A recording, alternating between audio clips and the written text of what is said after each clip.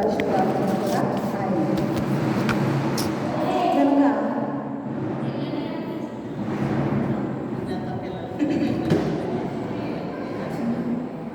మత్తయి సువార్త 28వ అధ్యాయం 19వ వచనం. మత్తయి సువార్త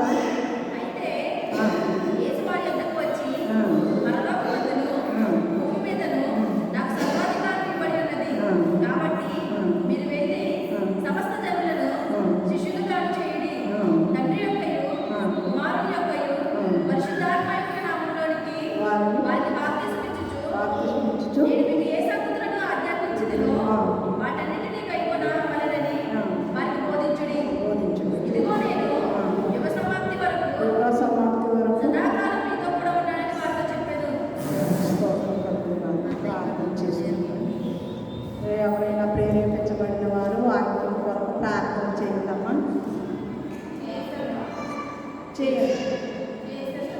చేసావా?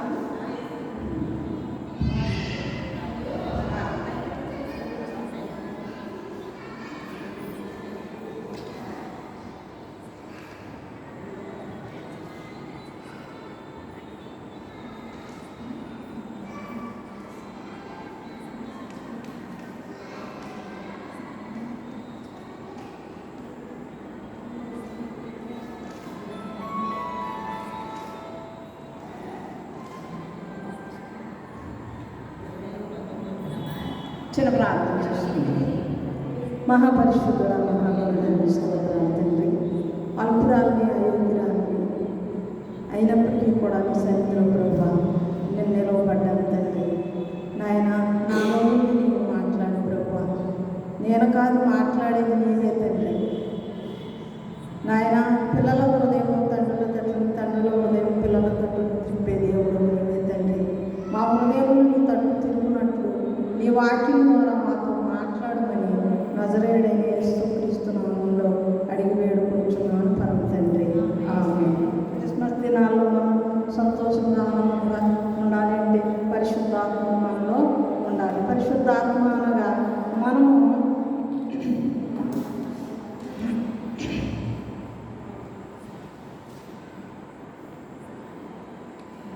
కాబట్టి మీరు వెళ్ళి సమస్త జనులను శిష్యులుగా చేయుడి, తండ్రి యొక్కయు కుమారుని యొక్కయు పరిశుద్ధాత్మ యొక్క నామములోనికి వారిని బాప్తిస్మమిచ్చుచు నేను మీకు ఏ సంగతులను ఆజ్ఞాపించుచునో వాటన్నిటిని కైకొనవలెనని వారికి బోధించుడి.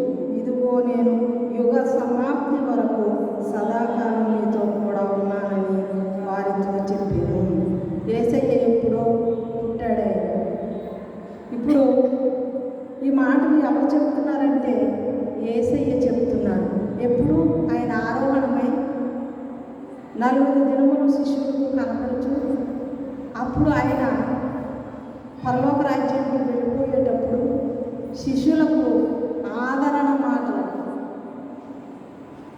ఏం చెప్తున్నారు? ఆయన ఆదరణ మాటలు. ఇదిగో మీరు వెళ్ళి సమస్త జనులను శిష్యులుగా చేయండి.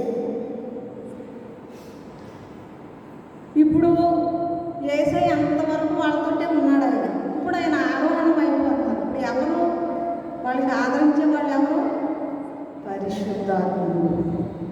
ప్రభుని ప్రియ దేవుని బిడ్డలారా, మీరు ఏది చెయ్యాలనుకున్నా కూడా పరిశుద్ధాత్మ శక్తి మీలో ఉంటేనే కానీ దానిని మీరు చేయలేరు. కనుక పరిశుద్ధాత్ముడు మనలో ఉండాలంటే మనము తగిన రీతిగా మనము ఆయన నడుచుకోవాలి. ఈ పరిశుద్ధాత్ముడు మనలో ఉంటే మనం ఇది చెయ్యాలి, ఇది చెయ్యకూడదు, ఇది తినాలి, ఇది తినకూడదు, ఈ మాట మాట్లాడాలి, ఇది మాట్లాడకూడదు. పరిశుద్ధాత్ముడు మనలో ఉంటే మనము దేవునికి విరోధమైన కార్యాలు చేయటానికి చాలా దూరంగా. అనేక మంది బిడ్డలు మారిపోతారు, అప్పుడు మారిపోతారు. ఎవరు మారుస్తారు వాళ్ళని? పరిశుద్ధాత్ముడు మారుస్తూ ఉంటాడు. ఇప్పుడు యేసుప్రభు వారు చెప్తున్నారు, కాబట్టి మీరు వెళ్ళి సమస్త జనులను శిష్యులుగా చేయుడు, తండ్రి యొక్క కుమారుని యొక్క పరిశుద్ధాత్మ యొక్క నామంలోనికి వారికి బాప్తిస్మమిచ్చుచు నేను మీకు ఏ సంగతులను ఆజ్ఞాపించుతున్న వాటిని గైకొనవలెనని వారికి దేవుడు చెప్తున్నాడు. మనంగా వెళ్ళిపోయి ఎవరికైనా ఏ పై మాటలు చెప్పేది ఎవరు మారరు. ఎవరు ఉండాలి మనలో? పరిశుద్ధాత్ముడు ఉండాలి. పరిశుద్ధాత్ముడు ఉంటేనే ఆ యొక్క మాటలు అందరిని ఆకట్టుకుంటాయి. పరిశుద్ధాత్ముడు లేకపోతే మన మాట ఎవరు వినరు కదమ్మా. ఎవరైనా ఉంటారా? దేవుడు స్వయంగా ఏర్పరచుకున్న వాళ్ళు కొందరు ఉంటారు. బైబిల్ ట్రైనింగ్ అయిన వాళ్ళు కొందరు ఉంటారు. సొంత శక్తి సొంత జ్ఞానంతో మాట్లాడేవాళ్ళు కొందరు ఉంటారు. అన్నిటికంటే ముఖ్యంగా పరిశుద్ధాత్ముడు మీలో ఉన్నప్పుడు అందరూ మాట్లాడతారు. మీరేళ్ళ సమస్త జనులను శిష్యులుగా చేయమన్నాడు దేవుడు. అలాగే మనం ఈ దినాన్ని పండుగ దినాల్లో మనం గనుక మనం నోటంట ఇతరులను మార్చే మాటలు రావాలి, కానీ దేవుళ్ళకి నడిపించబడేవాడు కూడా పడిపోయే మాటలు మనలో నుంచి రాకూడదు. ఎందుకంటే మనం సరిగ్గా లేకపోతే ఇతరులు ఎలా మారుతారు? పరిశుద్ధాత్ముడు మనం లేకపోతే వాళ్ళు మారు. దేవుడు ఏం చెప్తున్నాడు? సమస్త జనులను శిష్యులుగా చెయ్యండి, అందరినీ మార్చండి, అందరితో మాట్లాడండి, అనేక జనములను మీరు దేవుని తట్టు చెప్పండి. ఎవరైతే ఈ లోకంలో అనేక మందికి దేవుని తట్టు చెప్తారో వారు ఆకాశ మండలంలో జ్యోతుల వలె వెలిగించబడతారని దానియేలు గ్రంథంలో చెప్పబడతారు. ప్రియమైన దేవుని బిడ్డలారా, ఇతరులను మార్చడంలో ఏముందంట? ఆకాశ మండలంలో జ్యోతులు అంటే సూర్యుడు, చంద్రుడు, నక్షత్రాలు ఎంత కాంతిగా ఉంటాయో ఇతరులను మార్చే స్వభావం ఉన్నవారు కూడా అలాగే మార్చబడతాడు. అందుకే ఇక్కడ సమస్త జనులను శిష్యులుగా చేయండి యేసు ప్రభుకి. ఎందుకంటే పరిశుద్ధాత్మ నేను మీతో కూడా ఉంటాను సదాకాలం యుగాంతం వరకు. రాష్ట్రంలోను చూసినప్పుడు నేను మీకు ఏ సంగతులను ఆజ్ఞాపించుతునో వాటన్నిటిని కైకొనమనేది బోధించుడి. ఇదిగో నేను యుగ సమాప్తి వరకు సదాకాలం మీతో కూడా ఉన్నానని వారితో చెప్పాను. యుగ సమాప్తి వరకు, యుగాంతం వరకు, రాత్రి మనం ఉదయకాలంలో చదువుకున్న యుగాంతం వరకు కూడా మీతో నేను ఉంటానని దేవుని వాక్యం చదివిస్తాము. ప్రభునందు దేవుని బిడ్డలారా, యుగాంతం వరకు కూడా యేసు ప్రభు మనం ఎన్ని తరాలు ఇప్పుడు మనం గతించిపోతాం. మనం గతించిపోయేంత వరకు కూడా మన దేవుని పట్టుకుని విడిచిపెట్టకూడదు ఏమా. అప్పుడు మన భూమి మీద బ్రతికినంత కాలం వరకు ఇతరుల కొరకు ప్రార్థించుకున్నటువంటి ఆశీర్వాదం మీకు తెలుసా? అన్నిటికంటే ముఖ్యమైనది ఏంటంటే మీరు అందరి కొరకు ప్రార్థన చేయండి. మీరు ప్రార్థన చేయడంలో మీకు నెమ్మది సుఖము కలుగుతుందండి. ఇతరుల కొరకు ప్రార్థించండి అంటే ఈ నెమ్మది సుఖం మనం కోరుకుంటే మనం జరుగుతుందా? రాదు.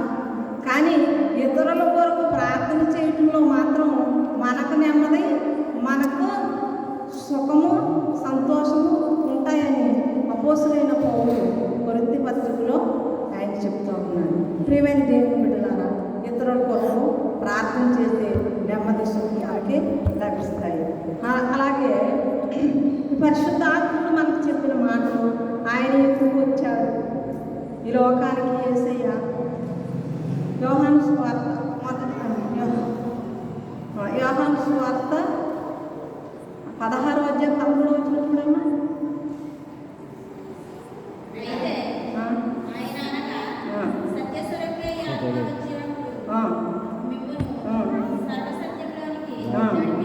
చాలు. ఇప్పుడు చూడండి, పరిశుద్ధాత్ముడు మనలో ఉంటే సర్వ సత్యములోనికి మనల్ని నడిపిస్తాడంట. అంటే మన జీవితంలో గత కాలంలో మనలో సత్యము లేదు, మనం అబద్ధికులుగా ఉన్నాం, దొంగలుగా ఉన్నాం, వ్యభిచారులుగా ఉన్నాం, దోచుకుని వారుగా ఉన్నాం, ఇంకా అనేకమైనటువంటి పాపములు మనలో ఉన్నాయి. కానీ దేవుడు మన హృదయం మార్చి ఆయన పరిశుద్ధాత్మ మనలోనికి వచ్చినప్పుడు మనమంట సర్వసత్యములోనికి వెళ్ళిపోతాం. అప్పుడు దేవుని నమ్ముకున్నప్పుడు మనం ఏదైనా చెయ్యాలంటే చేయగలమా? పాపానికి మనకు చాలా దూరంగా ఉంటాం.